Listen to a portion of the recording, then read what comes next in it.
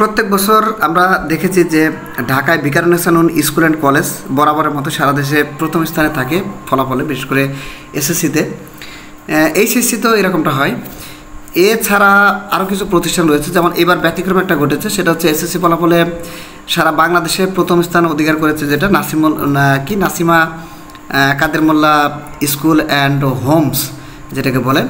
যা কাদের মোল্লা স্কুল আর কি, আমি এটাকে খুব ভালোভাবে চিনি, এই জন্য আমি বলছি যে এই প্রতিষ্ঠানটাতে আসলে সর্বোচ্চ রেজাল্ট করেছে সারা বাংলাদেশে। 320 জন পরীক্ষার্থী, 320 জন A+ পেয়েছে আর কি। তো আজকে এর বিস্তারিত আলোচনা করব যে আসলে এই ঘটনাগুলো ঘটছে কীভাবে, তারা এই ঘটনাগুলো ঘটায় কীভাবে। আসসালামু আলাইকুম রহমতুল্লাহ, সকলকে অভিনন্দন জানাচ্ছি আজকের ভিডিওতে। আজকে খুবই গুরুত্বপূর্ণ একটা বিষয় নিয়ে আলোচনা করব, সেটা হচ্ছে যে একজন টিচার হিসেবে আমিও একটা প্রতিষ্ঠানে আছি, যে আমাদের গ্রাম অঞ্চলের প্রতিষ্ঠানগুলো বা জেনারেলি যে প্রতিষ্ঠানগুলোতে আমরা জব করি, এই প্রতিষ্ঠানগুলো আর হচ্ছে এই যে প্রতিষ্ঠানগুলো দেশ সেরা হয়, এদের মধ্যে আসলে পার্থক্যটা কোথায়? এখানে আসলে যেমন আমি শিক্ষক, আমি মাস্টার্সধারী, এছাড়া আরও যারা আছে সবাই মাস্টার্স করা। ওই প্রতিষ্ঠানগুলোতে যারা জব করে তারা কিন্তু পিএইচডি হোল্ডার না, তারাও কিন্তু মাস্টার্স করা, তারাও আমাদের মতোই জেনারেলি পড়াশোনা শেষ করে বা গ্র্যাজুয়েশন কমপ্লিট করে কিন্তু তারা জয়েন করেছে। তাহলে সেখানে রেজাল্ট আর আমাদের রেজাল্টের মধ্যে এরকম ব্যবধান হয় কি করে? আমি আমার অভিজ্ঞতার আলোকে আমি বলছি, যে প্রতিষ্ঠানটা এবার সারা বাংলাদেশে হচ্ছে প্রথম স্থান অধিকার করেছে, এই প্রতিষ্ঠানটা একদম প্রতিষ্ঠা লগ্নে, অর্থাৎ প্রতিষ্ঠা যখন হয় তখন থেকে আমি প্রতিষ্ঠানটাকে চিনি, কারণ ওই সময় আমি নরসিংদীতে ছিলাম।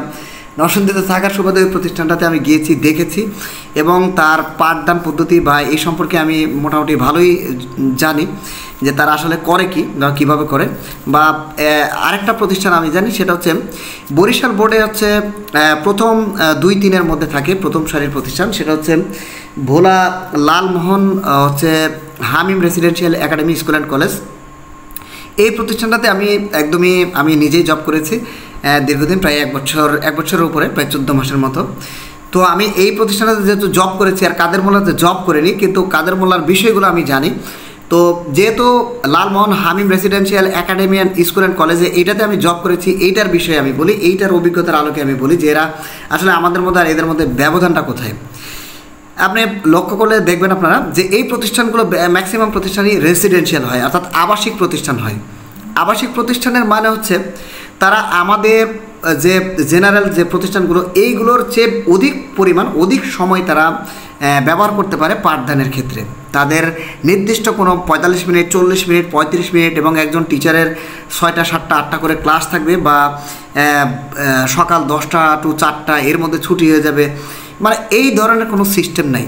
তারা যেহেতু এইগুলো ম্যাক্সিমামই প্রাইভেট প্রতিষ্ঠান, এখানে আরও একটা ইন্টারেস্টিং বিষয় যে এই রেজাল্টগুলো যারা করে এগুলো কিন্তু কোনো সরকারি প্রতিষ্ঠান বা বেসরকারি শিক্ষা প্রতিষ্ঠানগুলো এরকম না, এগুলো টোটালি প্রাইভেট প্রতিষ্ঠান। তো যেহেতু প্রাইভেট প্রতিষ্ঠান, ওইখানে ম্যাক্সিমাম ক্ষেত্রে পড়াশোনা যারা করে তারা হচ্ছে হায়ার এডুকেটেড ফ্যামিলির ছেলে মেয়ে, তারা হচ্ছে অভিভাবক সচেতন, তাদের ছেলে মেয়েগুলো একটা স্ট্যান্ডার্ড লেভেল নিয়েই ছোটো থেকে বড় হয়েছে, এটা একটা বিষয় আছে।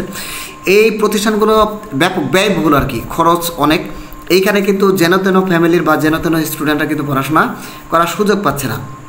তো সেই ক্ষেত্রে এই বিষয়গুলো কিন্তু অনেক বড় একটা কারণ যে আমাদের এই জেনারেল স্কুলের গ্রামের প্রতিষ্ঠানগুলো বা ওই প্রতিষ্ঠানগুলোর মধ্যে রেজাল্টের ব্যবধানটা কেন হয়। এছাড়া আরও একটা বিষয়, সেটা হচ্ছে ওই প্রতিষ্ঠানগুলোতে যেহেতু আমি আগে বলেছি যে আনলিমিটেড সময় পাই, যেমন আমি যে Lalmohan Hamim residential academy school and কলেজে, ওইটাতে হচ্ছে সকাল 7টা থেকে ক্লাস। ওই প্রতিষ্ঠান থেকে আমি চলে আসারও এটা একটা কারণ, সকাল 7টা থেকে ক্লাস, রাত্রে 10টা 45 মিনিট হচ্ছে সর্বশেষ ক্লাস রাত্রে। যারা এখনও আছেন বা টিচাররা আছেন, হয়তো আমার ভিডিও দেখলে বুঝবেন বা মনে পড়বে যে কী পরিমাণ একটা পরিশ্রম করতে হয়। এবং এইটা আবার অনেকে হয়তো ভাবতে পারেন যে এত পরিশ্রম বা এত লম্বা সময় ধরে ক্লাস, তাহলে টিচারদের সুযোগ সুবিধা কী? হ্যাঁ, টিচারদের সুযোগ সুবিধা আছে। আমরা যারা গ্রেডিং নিয়ে যারা চাকরি করি, যে সাধারণত যে বেসরকারি এমপিভুক্ত শিক্ষা প্রতিষ্ঠানগুলোতে বা সরকারি প্রতিষ্ঠানে আমাদের একটা সীমাবদ্ধতা আছে, একটা গ্রেডিং আছে। এই গ্রেডের বাইরে কিন্তু আপনি সুবিধা পাবেন না বা স্যালারি পাবেন না। কিন্তু প্রাইভেট প্রতিষ্ঠানগুলোতে হচ্ছে আনলিমিটেড স্যালারির সিস্টেম। সেখানে হচ্ছে আপনার ওই প্রতিষ্ঠানের ইমেজ রক্ষা করার জন্য, ওই প্রতিষ্ঠানের ফলাফল ভালো করার জন্য তারা একজন টিচারকে তৈরি করার জন্য সর্বোচ্চটাই তারা দিয়ে থাকে। অর্থাৎ একজন প্রতিষ্ঠানে যেন ওই টিচারের যেন কোনো টিউশনি না করতে হয়, কোনো প্রাইভেটের ধান্দা যেন না থাকে, অর্থাৎ এক্সট্রা ইনকামের কোনো ধান্দা যেন তার মাথায় না থাকে, শুধুমাত্র ওই প্রতিষ্ঠানের কল্যাণে যেন পাঠদান করে, ওই প্রতিষ্ঠানের ভালোর দিক যেন সবসময় চিন্তা করে, এই বিষয়টা হচ্ছে সর্বোচ্চ অগ্রাধিকার পায়। যেটা বলছিলাম যে কাদের মোল্লা স্কুল, যেটা ওই নামের মধ্যেই কিন্তু রহস্যটা রয়েছে, কাদের মোল্লা স্কুল অ্যান্ড হোমস। আপনারা চিন্তা করেন ওই স্কুলটা আসলে একটা হাউসের মতো, একটা হোমের মতো। ওইখানে এমনও হয় একজন স্টুডেন্টের জন্য একজন টিচার দেয়, একজন টিচার শুধু একজন স্টুডেন্টকে তৈরি করে, মানে এরকম বিষয় হয়। তো এই সমস্ত প্রতিষ্ঠানের রেজাল্ট ভালো না হওয়ার তো কোনো মানে সিস্টেম নেই, ভালো হবে না কেন? তো আমরাও যদি এভাবে করতে পারি, আমাদেরকেও যদি গভর্নমেন্টের এই ধরনের সুযোগ দেয়, এমপিভুক্ত টিচার যারা রয়েছে তাদের তো একদম ভয়ঙ্কর অবস্থা। যেমন আমরা এখনও বেতন পাই নাই, যে জুনের বেতন কিন্তু আমরা এখনও পাই না। তো এইভাবে আমাদের দিন চলে। তো এইভাবে যদি মানে মুমূর্ষু অবস্থায় যদি আমরা পাঠদান করতে যাই, তাহলে কিন্তু আমাদের শিক্ষা ব্যবস্থা এমনই থাকবে, আমাদের রেজাল্টও এমনই হবে। তো যাই হোক, মনের কথা কিছু অভিজ্ঞতা শেয়ার করলাম, যেহেতু চলমান সংকট, এগুলো শিক্ষা ব্যবস্থায় সংস্কার প্রয়োজন, এগুলো হচ্ছে না, টানাপোড়েন অবস্থায় রয়েছে। আজও পর্যন্ত শিক্ষা কমিশন হলো না, এটা বড়ই দুঃখের বিষয়। তো দেখা হবে পরবর্তী কোনো ভিডিওতে। সবাই ভালো থাকবেন, সুস্থ থাকবেন। আসসালামু আলাইকুম রহমতুল্লাহ।